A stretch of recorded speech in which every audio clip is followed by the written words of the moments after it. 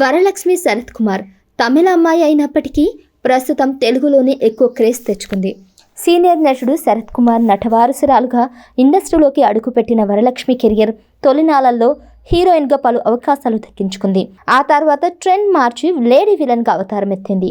ఓవైపు supporting role చేస్తూనే మరోవైపు విలన్ గాను తన మార్క్ చూపిస్తుంది. గతేడాది హనుమాన్, మ్యాక్స్ వంటి సూపర్ హిట్ సినిమాలో నటించి మెప్పించింది.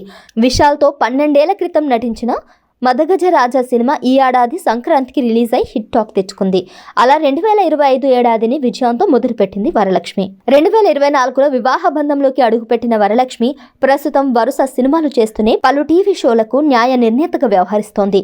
తాజాగా ఒక తమిళ టీవీ షోకి హాజరైన వరలక్ష్మి తన పర్సనల్, ప్రొఫెషనల్ లైఫ్ గురించి ఆసక్తికర వ్యాఖ్యలు చేసింది. టీవీ షోలో భాగంగా ఒక లేడీ కంటెస్టెంట్ తన జీవితంలో ఎదురైన వేధింపుల గురించి చెప్తూ కన్నీళ్లు పెట్టుకోగా వరలక్ష్మి ఎమోషనల్ అయింది. చిన్నతనంలో తనకు ఎదురైన చేదు అనుభవాల గురించి చెప్పుకొచ్చింది.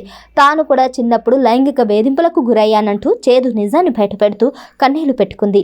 5-6 తనను లైంగికంగా వేధించారని చెప్పుకొచ్చింది. నీది నాది ఒకటే కథ అంటూ వరలక్ష్మి శరత్ కుమార్ చేసిన కామెంట్స్కి సంబంధించిన వీడియో ఇప్పుడు సోషల్ మీడియాలో వైరల్ అవుతుంది. తనకు ఇంకా పిల్లలు లేరని, సంతానం కలిగితే వారికి గుడ్ టచ్, బ్యాడ్ టచ్ గురించి ఖచ్చితంగా అవగాహన కల్పిస్తానని ఎమోషనల్ అయింది వరలక్ష్మి. ఓ స్టార్ హీరో కూతురిగా పుట్టిన వరలక్ష్మి జీవితంలో ఇలాంటి చేదు అనుభవం ఉందని తెలియడంతో అందరూ షాక్ అవుతున్నారు. అద్భుతమైన నటనతో తమిళ, తెలుగు ఇండస్ట్రీలో మంచి గుర్తింపు తెచ్చుకున్న వరలక్ష్మి ప్రస్తుతం అనేక క్రేజీ ప్రాజెక్టులు నటిస్తోంది. గత ఏడాది తన స్నేహితుడు ముంబైకి చెందిన వ్యాపారవేత్త నికోలయన్ సచ్దేవ్ను పెళ్లి చేసుకున్న ఆమె హాయిగా సంసారాన్ని గడుపుతోంది.